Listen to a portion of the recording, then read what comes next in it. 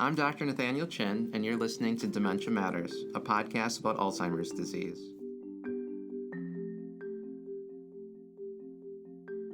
Dementia Matters is a production of the Wisconsin Alzheimer's Disease Research Center.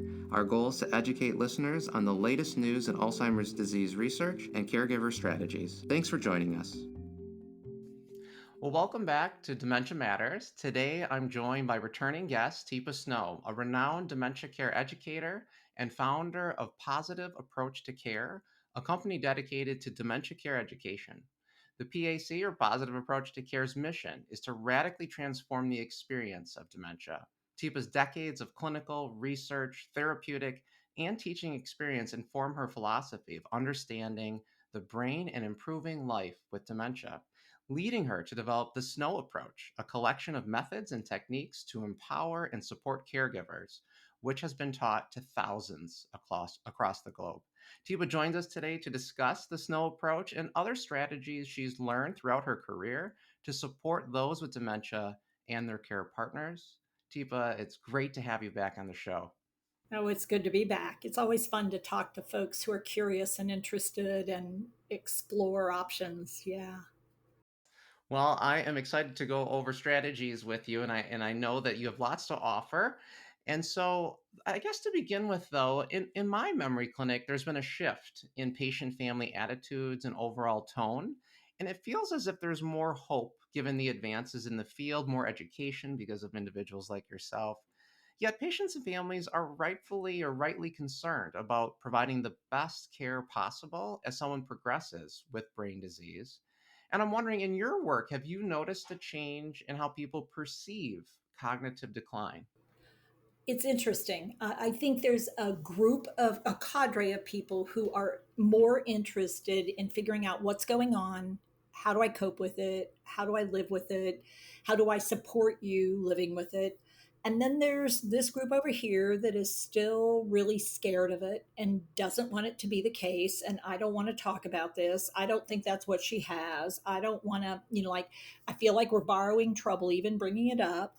Um, and then we have the middle group who's like not sure what's going on. And, so is there a cure? Is that, it doesn't, they're sort of in that mid range where there's just enough information out in the public sector to make them hopeful, but scared. But then they have a lot of false ideas about what the current treatment programs are doing. And they literally believe things like, oh, look, there's cures out there. I mean, that new drug, it's going to turn it around and she's going to be back like she was before. And it's like, that's not what those drugs do. Let's get real super clear about that. And so that's like a hard call when somebody has false information about what the new protocols and the new options do, because they do a little bit, but they are not stopping the disease and turning it around, quite honestly. I mean, that's not what's happening for the vast majority. Well, for anybody I know about, honestly. I mean, we can optimize people, but we can't fix them. Absolutely, and that's right what the study showed. And so, because you see so many people in the work you do, I imagine then, in the beginning, you get a sense of where they are in these categories, and then probably your approach is different in how you talk to them and educate them and help them with their specific questions. Is that right? Very different. Yeah. Because if somebody's like believing that, I'm going to sign up for this study because, and I'm looking at the person and go, oh, we aren't even early state anymore. I mean, we're mid state. I mean, we are solidly in mid state. I mean, we have significant language issues. We have significant immediate recall issues. We're having significant ability to find things in the environment when we're looking them issues. We're having lots of issues with being able to sequence through something. I mean, like, this is clear that this is not an early state phenomena. This is like solid, like way socked in. And they're still being actually guided by medical providers to go ahead and try this medicine that like you're going to have infusions, you're going to do this, you're going to do that. And it's like, so you're on the infusion pathway? I mean, like, there's this moment of like, I'm like, wait, who did the screening? How did this get to this place? Because it feels unfair. and dishonest, actually, to have somebody at that point in their condition with a lack of understanding signing up for something that's going to happen every month. It's going to be expensive for the system, if not for the individual. And it's not going to do the thing that everybody's hoping for. And so there's going to be this crash and this really huge wave of disappointment because it just doesn't work that way. I mean, it's designed best to help people who are very, very early. And as a matter of fact, most of the folks, researchers I'm aware of, would really love to get people before they're symptomatic and have them start doing this treatment that they think will help, or giving them the chemicals early on to see if they can delay the onset of significant symptoms. So that's one area for me that's just really challenging right now, is that middle ground of folks who are super interested in finding out. Boy, they're fun to work with, because you start saying, okay, we're going to get some peer support group going on here for folks who are into that. We're going to start, like, you already exercise. Let's look at how that's working. You're really getting into the idea of, what do I do for my brain to keep it active? Well, let's figure out some things that make sense for you. And spouses or partners, we're building support structures for them, because they recognize, I don't want to do this alone. I don't want to go hide about this. I mean, nobody's done anything. I need to start figuring this out. And so that's great. Then we have the other end where it's like, well, let's at least look at saying something to the doctor about how much trouble you're having, kind of thing. It's like, let's see what, maybe it's, it could be all kinds of things, but let's at least get it looked at, kind of thing, and helping families get through that stretch. It's still a real wide range. And I would say I wished we had more folks over on that side of being curious and excited. We have a lot of folks in the middle, and then we still have this group over here that are super surprised. Just had somebody come in the other day in tears. It's like, I didn't have any idea that's what it was, and that's what the doctor said. Now I don't know what exactly to do. The good news is the doctor did recommend they come by and see us. So it's a good start, but it was like really hard for them. And she goes, I don't know why he's crying. I mean, the doctor said I just have some memory problems. So there's a lot of education on your part, and but one of the things I refer patients to your website and your group too, and so one of the things that I think you do such a great job of is helping people live well with the condition of impairment, whether it's MCI or dementia. And that's always been a priority for you in particular. And I think we have, experts like you have made it so that we have more tools, more ways of talking about it and working with families in particular. And so I'm wondering, can you share with us what are some of the most impactful compensatory strategies to help people maintain that independence, but also the joy in daily life? So one of the things is, although we can't fix things, we can really change. We can start to do some changing. And so one of the things I ask folks quit fairly early on is, okay, so if your person is in the living room and you're asking them to come into the kitchen because dinner's ready, tell me about that. And they'll say, well, I call him and he says, yeah, I'm coming, but he's not coming. And I said, okay, well, let's try something different, because what you're doing isn't working, right? And they're like, yeah. And I say, well, he's in one room, you're in the other room. So if he's not coming where you are, what's one choice you have? What's an option? And they'll say, well, go where he is. And I say, okay, but don't go all the way over, but go where he can see you. And you say, oh, Nate, Nate, pause. And then say, I could use your help for a minute. Come here. And they'll go, that's not going to work. I guarantee you that's not going to work. He doesn't. And I said, try it. And I say, I could use your help. Practice. I want you to say it to me. Say, I could use your help. I go, oh, I could use your help. Say it again. Say, ooh. And you have to sound excited. You have to go, ooh, Nate, I could really use your help. And stand at the doorway. Don't go further in. And so next session she came back. It worked. Like, people are sort of surprised when they do try something different. You convince them, let's try it. Can we try it? Yeah. And when they do it, it's amazing to them what a difference it can make for them and for the other person. Because the other person, I said, now figure out what he can help you do when you get there. Now, you do have to do that part. But once we start realizing, I mean, that I don't need to take over everything. I don't need to tell them you've got dementia. Remember, you have dementia. That's not a helpful thing. So helping partners recognize things are changing. How are we going to change so we match up with what that change is right now? If they're having trouble with language, we've got to quit asking for language they can't offer. So, where do you have strengths? Where do they have strengths? And where are you struggling? Let's start there because that's super important. Where do you have strengths is super important because people forget they have strengths and they focus just on what's not working. So, if I know what your strengths are, then I can start to figure out how to transition what you're having trouble with you. And so, Teepa, how do you approach someone newly diagnosed with MCI or dementia, and they're motivated? They're looking to create a Mhm. care plan that maximizes their function, quality of life. Where do you begin with them? What are the initial Yeah. things you say? Okay, so I'll say to somebody like, so tell me a little bit about what you heard the doctor say and what that means for you. Because I want to hear from them.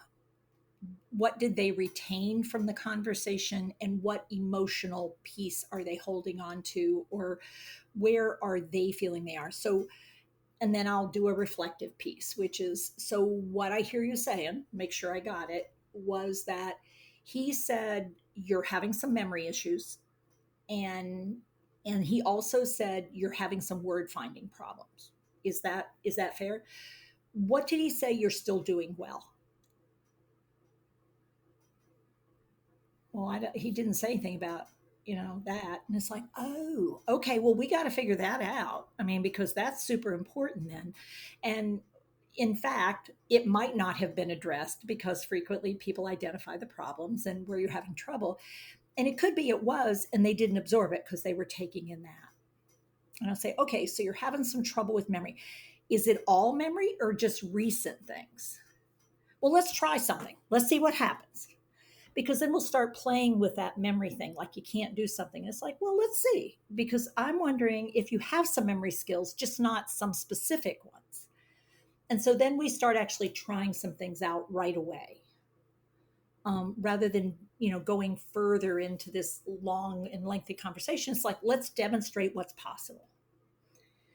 And so we'll do a little bit. So I'll say, okay, so I'm going to have you look at three things. I'm going to have you look at this water bottle. Okay. I'm going to have you look at this coffee mug. Okay. And I'm actually going to have you look at this one's a little different. This is a different one. Woo. Okay. This was pretty fancy. Now, which one of these was the water bottle? The white one. The white one. Yep. What was in this one? Coffee. Good job. All right. You got it. So now, what does that tell you about your ability to remember things? Well, thankfully, it's okay right now. It is okay right now. But what might have happened is I used a combination of words and visuals. Yeah. So we may want to start thinking about combining cues to help you hold on to things. Yeah. Um, Now, if you don't mind, I did have a couple of specific ones that come up a lot and in clinic, and I'm always thinking, oh, what did Teepa say in her presentation at the all day conference I went to? How do you respond to someone who's repeating the same question, or they're struggling to find the word, and the family's just not sure? Well, what do I do? Do I interrupt? Do I offer help? How do you coach families who want to be proactive, but at the same time also want to be respectful of their loved one as they're going through the change? So we have a twofold. We have that memory and words that I brought up. It's a very common combo of where people could have trouble early on. And so they're repeating that they're asking the same thing over and over again. But they're also finding some hesitance in some language as they're doing it. So can you think of a question you could ask me? Because I will say, what's a common question they're asking you? Can you come up with one and share it with me? Sure. Usually it's about like upcoming events. So usually families will say to me, they're always asking, "What are we doing later today? What are we doing?" Okay, it's a great one because what that says to me is somebody really has probably been a detail person in the past and they like to have details and they like to know what comes next because they're a planner. Okay. And now, no matter how many times you offer them that data, they can't hold on to it because every time they put it in the file folder, it's like, what happened to the file folder? It just dropped out. So here's what we're going to try. We're going to try something a little different. I'm going to get a little whiteboard and I'm going to put it near the door just in case this is helpful. Now, it may not be, but I'm going to try it. And you're going to ask me the question. So go ahead and ask me. What are we doing later today? Oh, hey, Nate, you're wondering what we're doing later today. So the very first thing that's different is before I shift forward into an answer, I'm going to verify I heard the question correctly, right? Which means who gets to hear what they just said again? You do. It slows the conversation down. So I'm actually pausing before I come up with something. Well, you know what? Let me let's go look. I think I wrote it up on the board, but I'm not positive. Let's go look. Now, are you seeing the connection between what I say and then what I do? I'm going to go to the visual cue. Now, it doesn't mean it will make it stick for him, but it's moving us into a space where they can look rather than just listen. And then I'll say, ah. So, what time do you have on your watch, Nate? Okay, so, oh, yeah. So at 5, we're going to go visit the zoo because there is actually this special program. And so it says at 5, the zoo panda program. So that's what's coming up next. Does that sound exciting or are you looking forward to it or not? Wow. Me too. Oh, hey Nate, could you do me a big favor? Sure. Come with me. I could use some help. I need these cards sorted. Now, what's going to happen between now and this 5 o'clock window? That's approximately for me. See, it's 4:21 here. I don't know what it is your way because we didn't talk about that. But I have basically we need to leave in let's say 10 minutes. I have 10 more minutes that I want to fill up as a carer. What just happened to my time? I mean, you were able to do something with it, right? So I'm going to be, yeah. I came up with an alternate. What I did is I responded, I showed, I asked, how do you feel about that? And I said, oh, could you do me a big favor? So there's a possibility, at least for maybe 5 of the 10 minutes, they're going to be actively engaged in something other than this. Because what they need is detail of what to do. And I just gave you very concrete. Sort these into red and green cards. There's red cards and green cards. And if you could sort them, I'd so appreciate it. And so what I did is actually change our dynamic. And that's a skill builder. And so what starts happening is all of a sudden it's like, oh. And I can always watch people's eyes go, oh, I see. And if you come back and say, what is it? What was the thing? You're going to say it again. So what are we doing later today? You know what, Nate? You're wanting to know what we're going to do later today. Tell you what, I want to go look at the board because I have to remind myself, what is it coming up next? Oh, you know what? Time to get your coat because it's time to go. Now we're in a different place. And I feel empowered that it's like I'm not trapped in the cycle. And yet, neither are you, but one of us has to do something different to get out of the cycle. I'm wanting you to quit asking me. And it's like, well, I've got to do something different when you ask me. That's the difference. Yeah. And I will say, like, that interaction, it makes me feel like we're doing it together. You're coming with me to the board, you're asking me to do something. Actually, you're making me feel like I could be helpful by sorting out the cards. And so I guess it just feels like this isn't just you versus me or me asking you something, but we're actually a unit together Yeah. addressing whatever's come up. And I'm getting the break I need for a few minutes, but you're getting something. And I actually can use those cards to be suited. I mean, I'd really like them to be sorted, be great. I just haven't had time because you keep asking me these questions. And so all of a sudden we can shift our relationship. And for me, it's all about finding how do we get this relationship to be better? Because when we get into negative relationships with people, it makes it super hard for brains to work well. I don't care what your brain typically does. When we don't like each other in that moment, it makes it really hard for my brain to do a good job. So then, Teepa, what do you do when the person with the thinking change is resisting suggestions from family or caregivers? and they just don't seem as invested in wanting to do some of these strategies. They don't want to go with you to the whiteboard. They just want you to tell them, what am I doing? And then You want me to tell you? Okay, well, I mean, I can do that and I'm willing to do that. I have a question for you, though, Nate.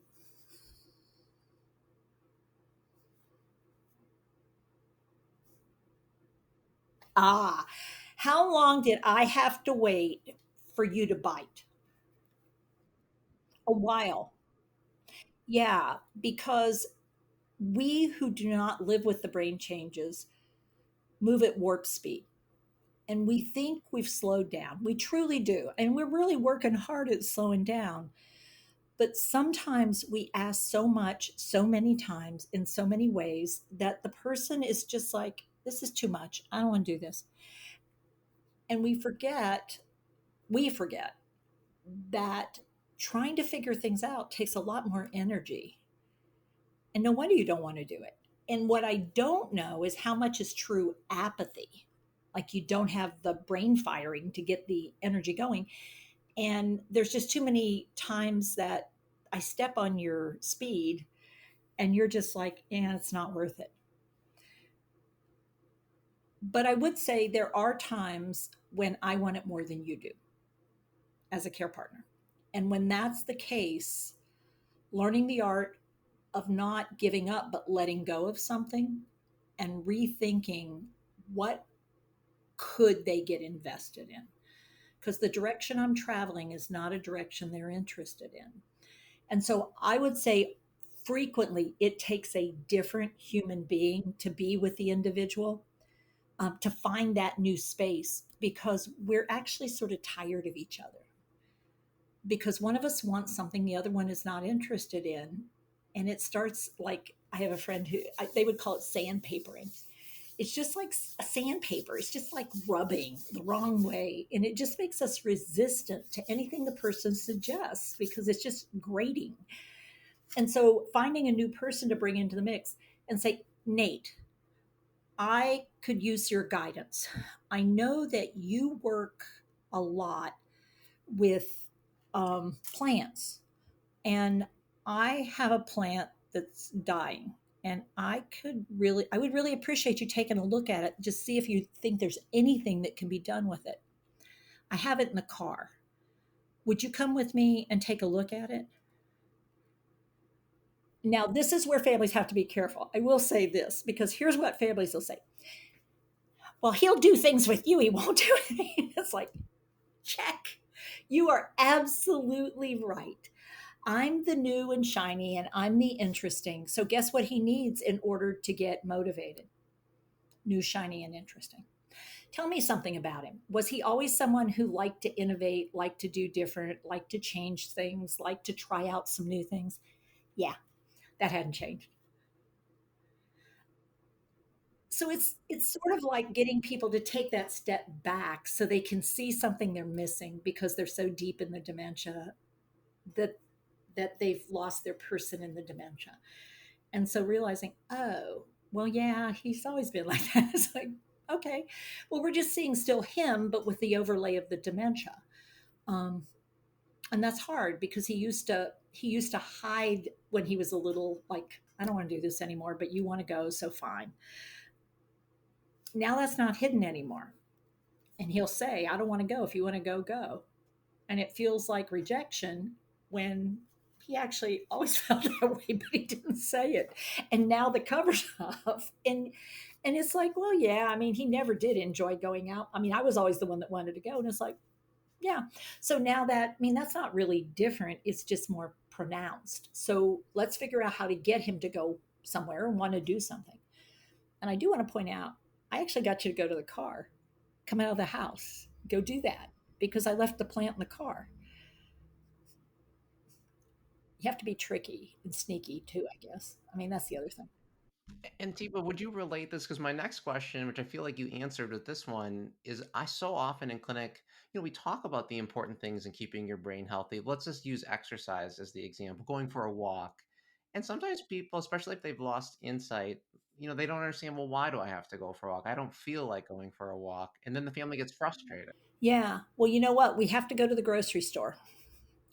because, and I need you to carry the bag because I simply cannot with my shoulder the way it is right now.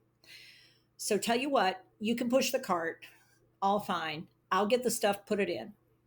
Now, if we're smart, we go to some place like Wally World or whatever your great big department store is. And during the course of our time, we end up going, oh, you know what? Ah, shoot, I forgot shampoo. Come on, we have to go back over and get shampoo. Crap. You know what? I forgot milk. We got to go back and get the milk.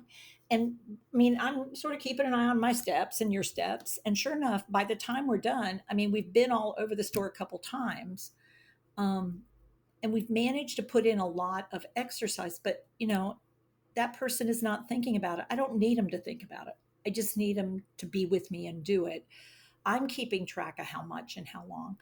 And I'm not going to say at the end, I told you needed to get some exercise. So I told you so.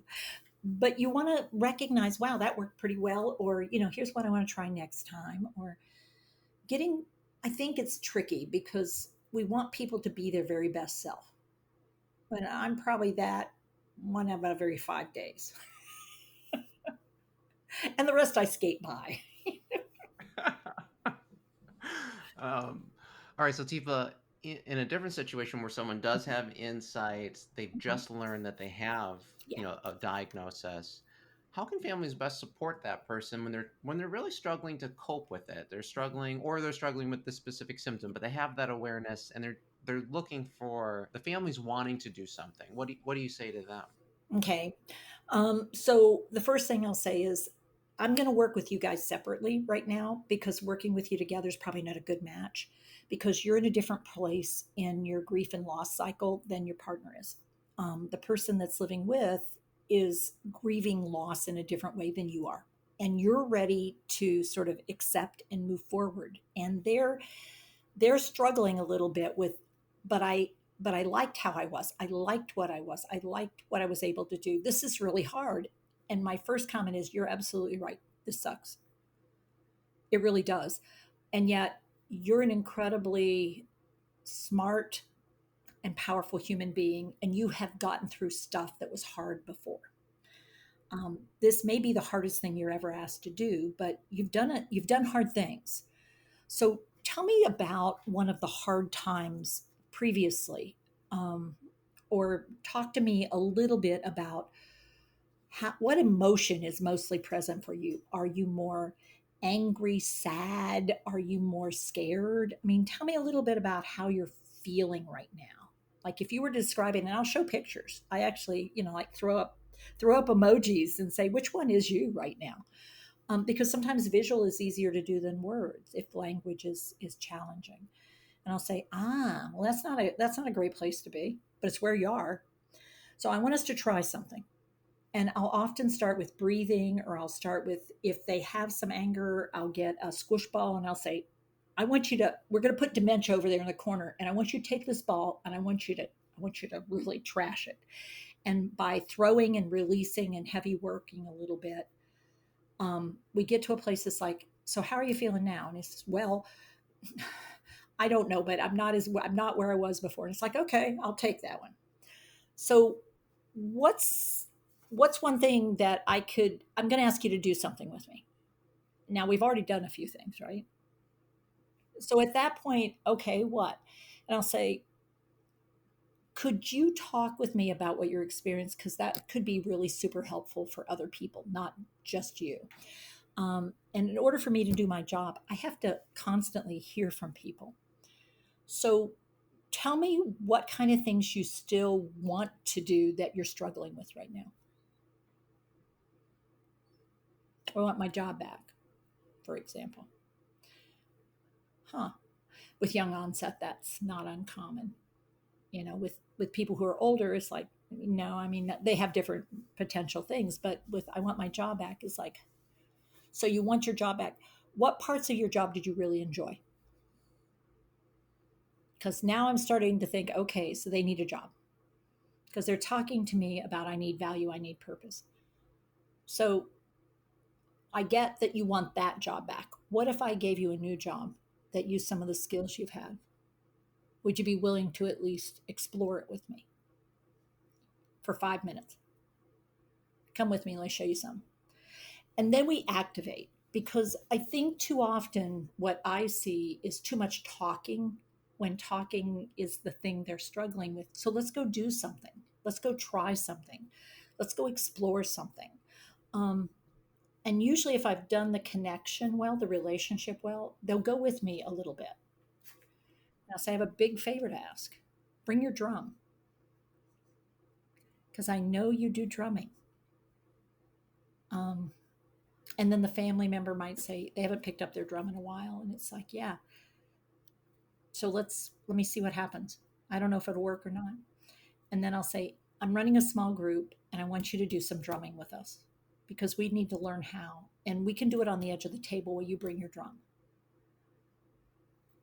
And it's like, well, I mean, I can do that. It's like, okay, do it, because we could really use that. We need a deep, heavy rhythm here.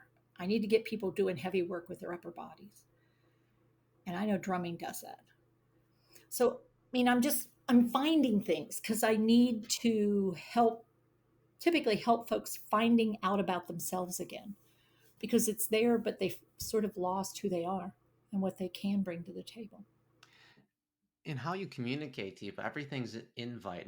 Nothing ever feels threatening as you're talking to me. It's always I have the choice of saying yes or no. I mean, you're really good at trying to convince me to go with you, but I mean, it's never, it's never forced. It always feels like I have the power and you're asking for me to do something. Yeah, I mean, I deeply believe in the value of permission. Without your permission, I can go nowhere. I mean, I have to gain your permission for whatever we do, because I'm here to support and serve you, not the other way around.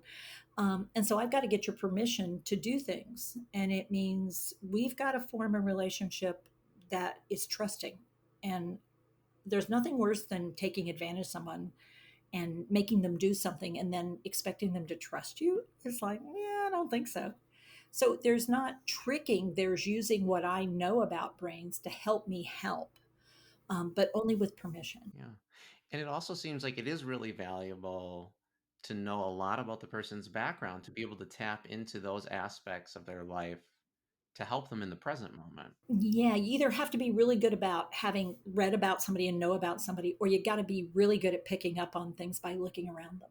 So, wow, those pictures behind you, Nate, they are something. They're so colorful. Tell me about that one on the bottom, because it looks like it has two halves, huh? Yeah. Yep, it's a brain image, you're right. I mean, there's 2 sides to it, and I like the colors. Oh, wow. So brain images, you've done some things with brain images, huh? So sometimes I don't have to know, because I have 45 years of doing this kind of stuff. For me, I can look at an environment and find something in that space that speaks to that human being that I'm with, and we explore it together. We look at it together, and they reveal to me more about themselves in that. Even if they just take their finger and they can't talk, but they go, do you, and I'll say, oh, that, yeah. So you're wondering if I see it. I do. And so they're one, two, yeah. You're counting them, sure enough. And so now we have some shared space to work in. And it can be really small, but all of a sudden it can be enough. I imagine, Deepa, you're really good at improv, though. You are quick on your feet. I mean, it must be. I mean, I know you've had decades of experience, but it also it also feels like you're able to read a situation quickly, help a person with the current moment because you're able to sort of explore and so much of what you say is trial and error. So it's go one way, didn't work, go another way. Yeah, well, so it's yes and, as they say in improv. It's a yes and, not a no but. Because when you do no but, it's like, ooh, refusal. Okay, that doesn't sound good. So then I get a right to refuse back. And it's like, ooh, let's not go that direction. Uh, so, Deepa, families face a tough situation when they're considering hiring a additional or new care at home, in-home care providers, or are even thinking about transitioning to a care facility. And I know this is a really hard conversation for families. So what do you recommend, or how do you recommend they navigate that conversation with their loved one that they're trying to bring into the conversation? And could you speak to Yeah. both? I almost always want a third party. Yeah, I almost always want a third party there because when there's just two people, it's easy to take sides, but I don't want anybody ganging up. So it's sort of like the person living with, you need that third eye to sort of keep an eye on things and say, so I have a question for you, Nate. How do you feel like things are going right now? Terrific, sort of good day, bad day, or not so great? We're not doing so great together. How would you say we are? Because I want to know. I mean, so the curiosity is what's your opinion of what's going on? Are you really clueless that we're reaching our limit and we aren't getting along? Are you sort of aware of it, but it didn't seem that bad? Or are you also on the same page? I mean, you're stealing things, you take stuff, and you think everything's fine, and you take things away from me, and you're not the boss of me, and I'm tired of it. So you're not liking how things are going. You know what? I can't disagree with you. I think things have been going sort of crappy. So I want us to look at some choices, and I'm going to have us try something. I want us to try. And here's the two choices. There's a person that could come in the afternoon and spend some time, so it's not me, or there is somebody who comes in the morning or afternoon. Which would you rather try? Not having me around, having somebody else instead of me. Okay, now you say I don't need Right. anybody. I don't want anyone in the home. I'm fine by myself. I hear you. I hear you saying you don't want anyone. Here's our challenge. The doctor who's helping us said we have to have someone for right now because they said simply me not being there and you not having someone is not an okay situation for right now. For right now, the physician said, you got to have somebody there. If it's not going to be you, it's got to be somebody for right now. Now, what's a real important thing you heard as the recipient of potential care? Well, I mean, for right now is more reassuring than forever. So it's a try. It's a try. Do I want it to be me as the care partner? Do I want to be the one that's forcing this issue? Do I need to talk to the physician so they use this language? Yeah. But if we can do this, well, if I have to, I just don't want anybody. I hear you. So, you know what? I'm going to really talk to them about giving you space and making sure they're not stepping on you. Does that sound fair? I mean, I know you're not going to like it. I mean, I got it. I'm very clear you're not going to like it. We're going to try it. Here's how long. 8 weeks. We're going to try it for 8 weeks. And we're going to try it for 8 weeks. Is that's how long it takes for brains to grow new synapses and get comfortable. We're going to try it. And if you really hate it after 8 weeks, that's 2 months, by the way, we'll talk about it again. So what I've made sure is you have some choice, you have some control, not too much control. I put boundaries. I didn't own that I'm the boss making all this happen. I did offer some alternatives and I made sure that we, for right now, has some distance because my goal is to hope that within 8 weeks, your brain starts to mellow. And I do look for someone who has got some skill. So I've got to be thoughtful, whether it's placement or whether it's bringing somebody in. If an agency says, well, yeah, I mean, we'll bring somebody, but then they start bringing different people every time, it's like, yeah, that's not going to work for us. I mean, that's not going to be an option. Either it's a consistent person that can develop the relationship, or you've got two people and we can start working on that relationship. But I can't keep rotating new people every time we turn around. And that I think is one of the biggest challenges right now in home care situations is the turnover of staff and the number of different people individuals living with brain chains are asked to tolerate because there's too much need and too few people. I want to pivot a little bit, Teepa, because in this new age or this modern age where technology is everywhere, I mean, we're having this conversation in two different parts of the country. There are a lot of there are many digital resources available. And this includes these newer venues like TikTok, Facebook videos, YouTube videos, where anyone is able to share knowledge, build relationships with others. So, what do you recommend to care partners and individuals with impairment who are looking to find this community, whether it's online, locally, or just looking for specific questions to be answered? Yeah. Be cautious. I mean, be super cautious. There's so much misinformation and made up stuff. I have had 27 artificial knees within the last like 3 months. We have to go in and close them down because I'm saying if you touch a spoon to your ear, we can cure your dementia. I mean, like at first one was like, how did they do that? And it's like it sounds too good to be true. Believe it's too good to be true. If you have a trusted source, go back to the trusted source. But if even if your trusted source says something weird, don't assume it's accurate. Go, I'm curious. I mean, do you believe that molasses will fix dementia? And it's like, not to my knowledge. Tell me more. And they'll say, well, you were saying that on Sunday. And it's like, I was. Do you have the site? Because I need to close it down. It's, Wow. yeah. So, I mean, you're absolutely right in that it's tricky. I encourage folks to really find like three good sources that are solid.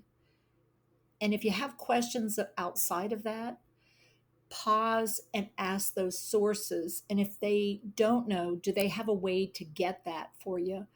But try to avoid digging in rabbit holes that, I mean, there's a lot out there that's gotten to where I'd say, ouch. It's not only scary, it opens doorways for people to get inside and close and take advantage or reduce your resources. And so it's a high risk environment right now, for changing what people do, but also just their resources. It's really, really getting to where it's high risk. And I encourage people to really limit who they provide access to. Um, So, I mean, we work with Dementia Minds. It's a great group out of Michigan that has, they have peer support groups where they do training and education as well. We work with a variety of groups that we feel really good about because we've built strong relationships with them. And so when we have somebody who has a specific question, let's say about Lewy body, I mean, we have about 3 or 4 groups that we will go to and say, we have people who live with Lewy body who are willing and interested in being, peer supports. And they have experience, they have background, and they have a partner who helps them monitor. Um, and so I think it's getting more and more to be a jungle, that's high risk, and people who are vulnerable are incredibly vulnerable at this point.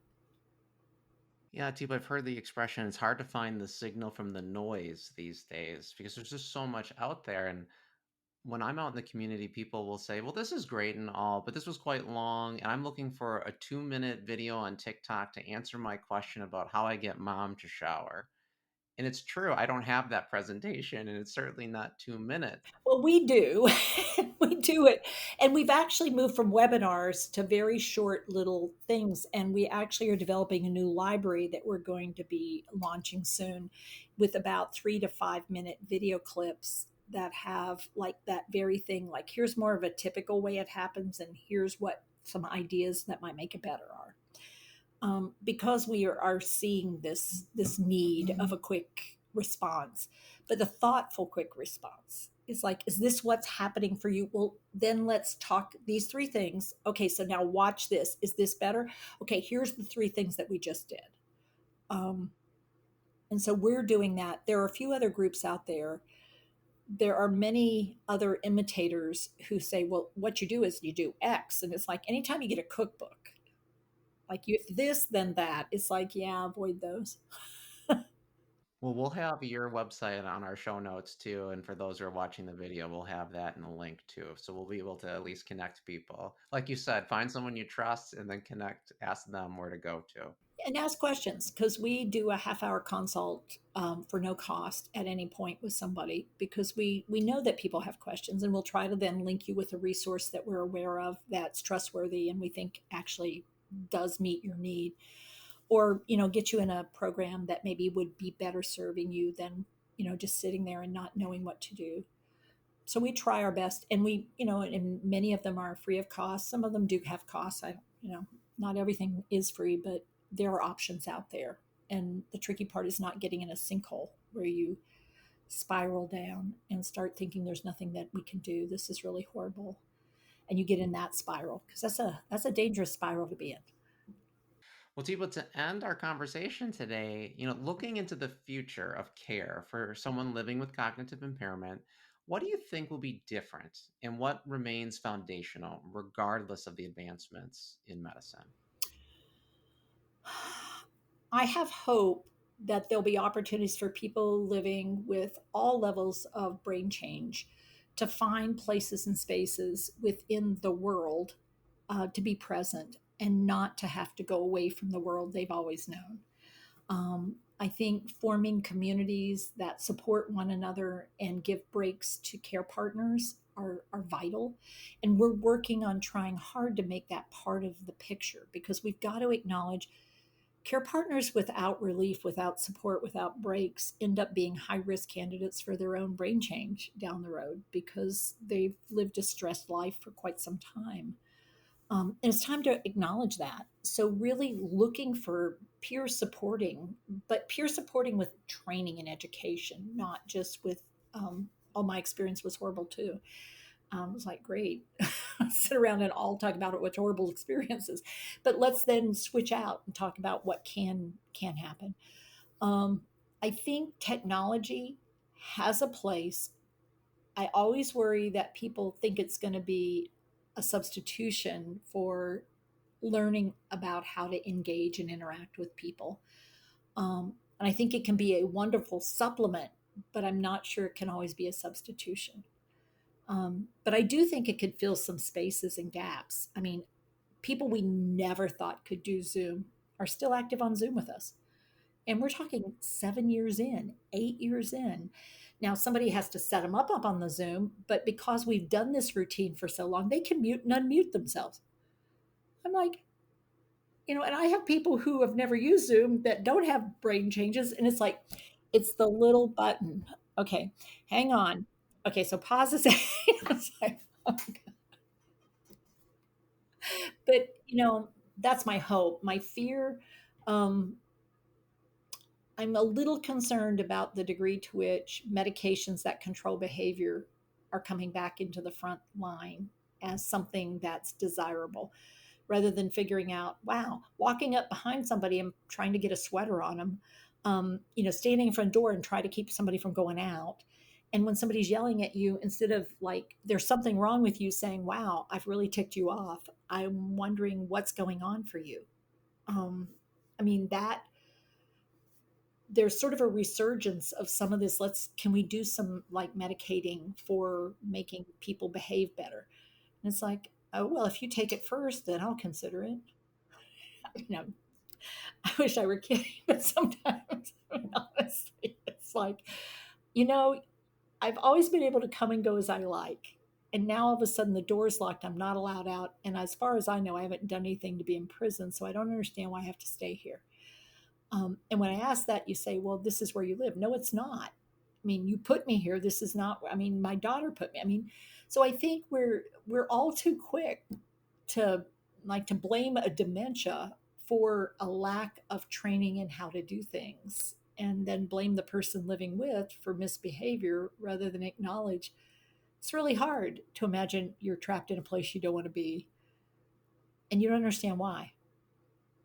Um, so it's hard, and I don't want to give anybody the impression I think there's a rosy, lovely story after dementia, but I think there are absolute moments of light and love and joy and satisfaction to be gained for many, many years. but only when we're willing to let go of what we can't have and learn to support what is possible.